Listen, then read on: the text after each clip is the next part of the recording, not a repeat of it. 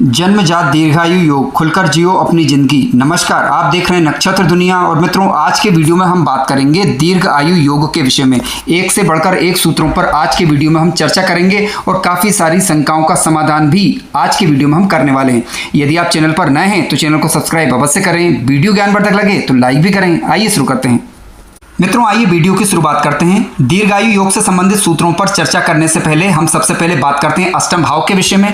अष्टम भाव ही क्यों? क्योंकि देखिए, कुंडली के अष्टम भाव से ही हम आयु का विचार करते हैं। कुंडली के अष्टम भाव से ही पता चलता है किसी व्यक्ति के पास कितनी आयु है। इसके बाद कुंडली का तीसरा भाव देखा जाता है, क्योंकि भावत भावम नियम के अनुसार अष्टम से अष्टम तीसरा भाव होता है। तो अष्टम भाव और तृतीय भाव यदि शुभ ग्रहों के प्रभाव में आता है, अष्टम भाव या तृतीय भाव शनि ग्रह के प्रभाव में आता है, अष्टम भाव या तृतीय भाव गुरु ग्रह के प्रभाव में आता है, लग्नेश कुंडली का जो मुख्य ग्रह होता है वह यदि कुंडली का बलवान ग्रह बनकर बैठा हुआ हो, यानी बलवान होकर शुभ ग्रहों के प्रभाव में बैठा हुआ हो, तो जातक दीर्घायु होगा।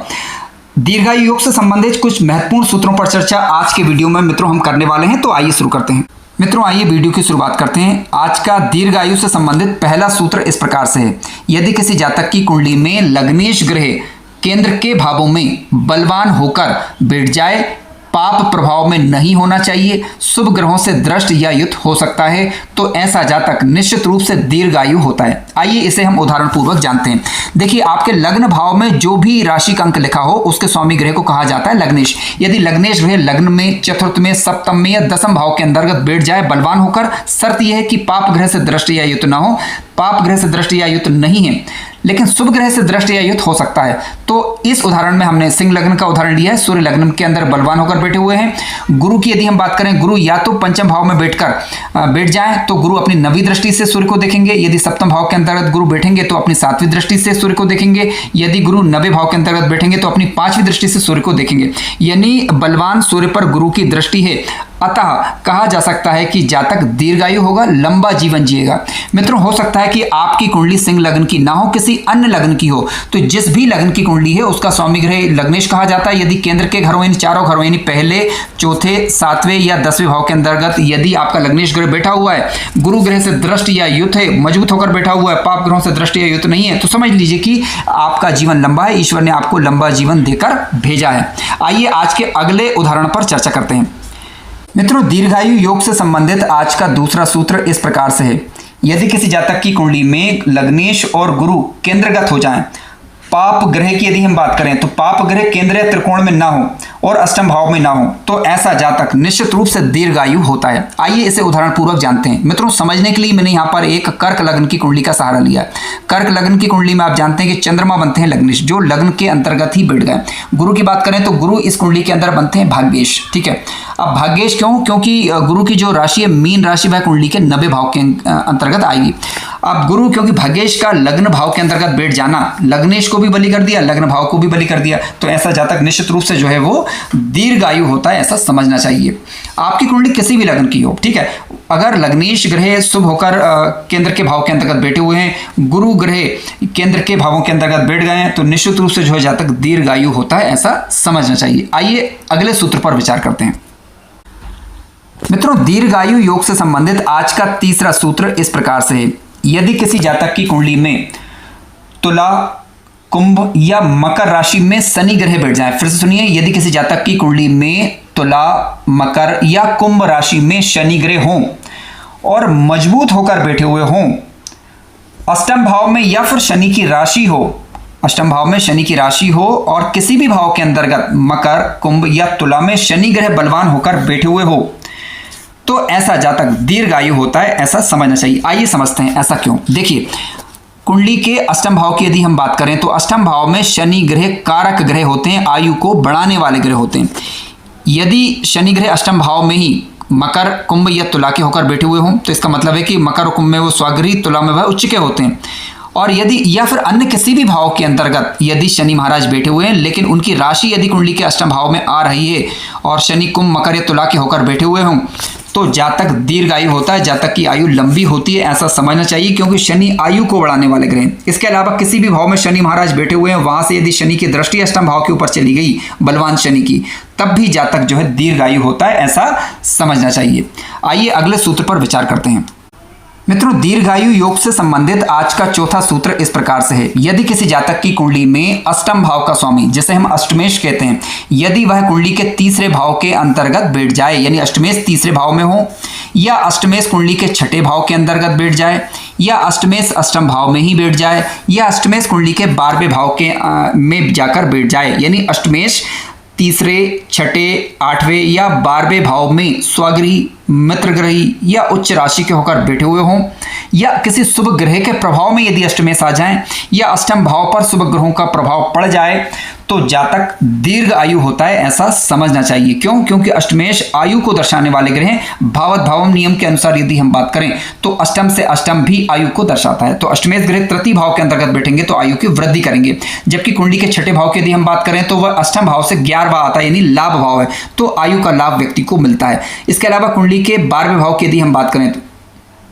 वह अष्टम भाव से चतुर्थ का संबंध बन रहा है, यानी केंद्र का संबंध बना रहा है, तो जातक की आयु में निश्चित रूप से वृद्धि होती है। और अष्टम भाव पर इसके साथ साथ शुभ ग्रहों का प्रभाव और पड़ जाए तो काफी बढ़िया, अच्छा माना जाएगा।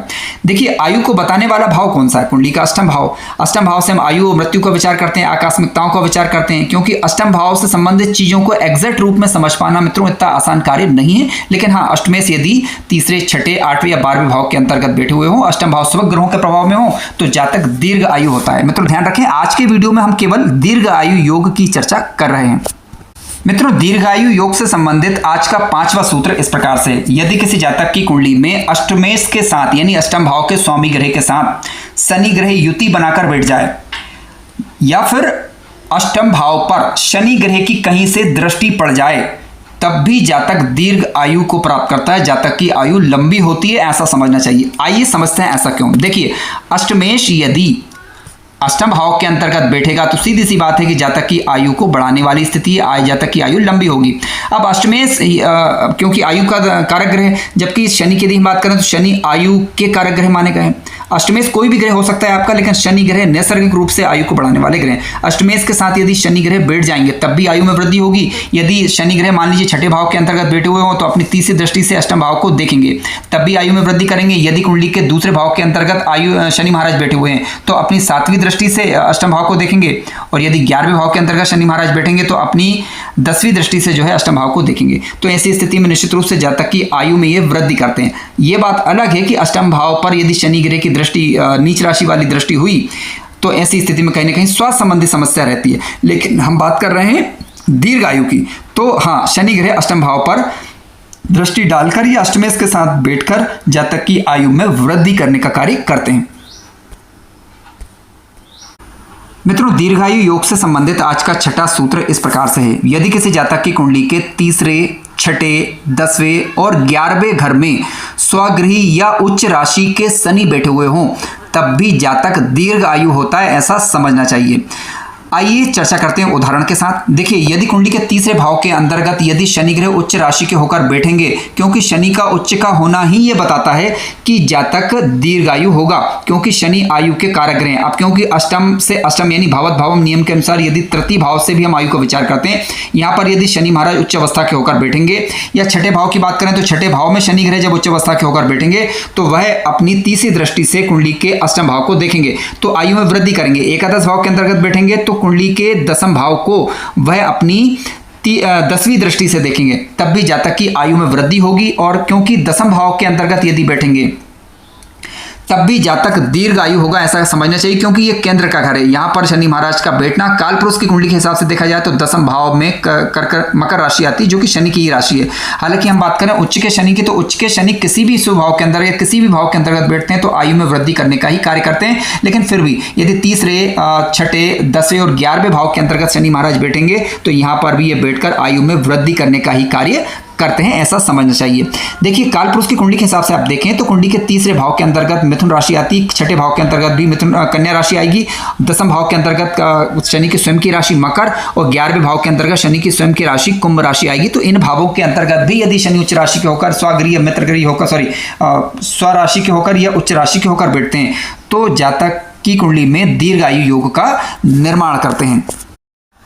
मित्रों, आज का 7वां सूत्र इस प्रकार से, यदि किसी जातक की कुंडली में केंद्र या त्रिकोण में, किसी जातक की कुंडली के केंद्र या त्रिकोण में लग्नेश ग्रह पंचमेश के साथ या फिर लग्नेश ग्रह भाग्येश के साथ, लग्नेश ग्रह पंचमेश के साथ हो या फिर लग्नेश ग्रह भाग्येश के साथ केंद्र या त्रिकोण में बलवान होकर बैठ जाए, किसी पाप प्रभाव में ना हो, तब भी जातक दीर्घायु होता है, जातक लंबा जीवन जीता है। आइए उदाहरण सहित इसे समझने का प्रयास करते हैं। देखिए, लग्नेश ग्रह आपका कोई भी ग्रह हो सकता है, ऐसा समझना चाहिए। मान लीजिए कि आपकी कुंडली जो है मेष लग्न की है। अब मेष लग्न के हिसाब से आप देखें तो पंचमेश बनता है आपका सूर्य और इसके अलावा लग्नेश बनता है मंगल। तो यानी मंगल और सूर्य यदि साथ में बैठे हुए हैं मेष लग्न की कुंडली के अंदर, तो ये दीर्घायु योग का निर्माण करेंगे। उसी प्रकार से मान लीजिए लग्नेश भाग्येश के साथ बैठ जाए, तो भाग्येश की बात करें तो भाग्येश बनते हैं यहाँ पर गुरु ग्रह। गुरु के साथ भी यदि आप मंगल ग्रह बैठ जाएंगे, तब भी जातक की कुंडली में दीर्घायु योग का निर्माण होगा। मेष लग्न की कुंडली के हिसाब से बात कर रहे हैं, किसी भी शुभ भाव के अंदर केंद्र त्रिकोण में ये युति हो सकती है। उसी प्रकार से यदि हम वृषभ लग्न की यदि हम बात करें, तो आप जानते हैं कि वृषभ लग्न की कुंडली के हिसाब से आपके पंचम भाव का स्वामी ग्रह बनेगा बुध ग्रह। अब बुध ग्रह के साथ यदि शुक्र ग्रह आकर बैठ गए पंचम भाव के अंतर्गत, तब भी जातक जो है दीर्घायु होगा। और इसी प्रकार वृषभ लग्न की कुंडली के हिसाब से यदि हम देखें तो भाग्येश ग्रह बनते हैं आपके शनि ग्रह, लग्नेश ग्रह बनते हैं शुक्र ग्रह। यानी शुक्र और शनि भी यदि कुंडली में शुभ भाव के अंतर्गत कहीं साथ बैठ गए, तब भी जो है ये दीर्घायु का निर्माण करते हैं, ऐसा समझना चाहिए। निश्चित रूप से जातक जो है दीर्घायु होता है। आइए अगले सूत्र पर विचार करते हैं। मित्रों, दीर्घायु योग से संबंधित आज का 8वां सूत्र इस प्रकार से है। देखिए, 8वां सूत्र इस प्रकार से कि यदि लग्नेश ग्रह केंद्र में बैठा हुआ हो और सभी शुभ ग्रह केंद्र में हो, तब भी जो है दीर्घायु योग का निर्माण होता है। आइए उदाहरण सहित इसे जानने का प्रयास करते हैं। देखिए, लग्नेश ग्रह जो भी ग्रह आपका बन रहा हो, यदि वह केंद्र में यानी पहले, चौथे, 7वें या 10वें भाव के अंतर्गत बैठे हों, लग्नेश यानी इन चारों घरों में से किसी भी भाव के अंतर्गत बैठ जाएं बलवान होकर, और सभी शुभ ग्रह की बात करें तो वह केंद्र में होना चाहिए, तब भी अपने आप में ये आपका दीर्घायु योग बनता है। देखिए, चंद्रमा शुभ ग्रह माना जाता है। चंद्रमा यदि शुभ होकर बैठे हुए हैं चतुर्थ भाव के अंतर्गत, लग्न भाव में या सप्तम भाव में या दसम भाव के अंतर्गत। गुरु की बात करें तो गुरु भी केंद्रीय त्रिकोण केंद्र में, लग्न में, चतुर्थ में, सप्तम में या दसम में। शुभ बुध, क्योंकि देखिए बुध यदि पापक ग्रहों के संग में जाएगा तो पाप ग्रह बन जाएगा, लेकिन शुभ बुध होना चाहिए। तो शुभ बुध यदि केंद्र में बैठा हुआ हो, शुक्र यदि कुंडली के केंद्र के अंतर्गत बैठा हुआ हो, यानी सारे शुभ ग्रह केंद्र में हो, लग्न भाव का स्वामी लग्नेश केंद्र में बैठा हुआ हो, तो ये अपने आप में बड़ा दीर्घायु योग बनता है। जातक को ये लंबी आयु प्रदान करने वाले ग्रह बन जाते हैं।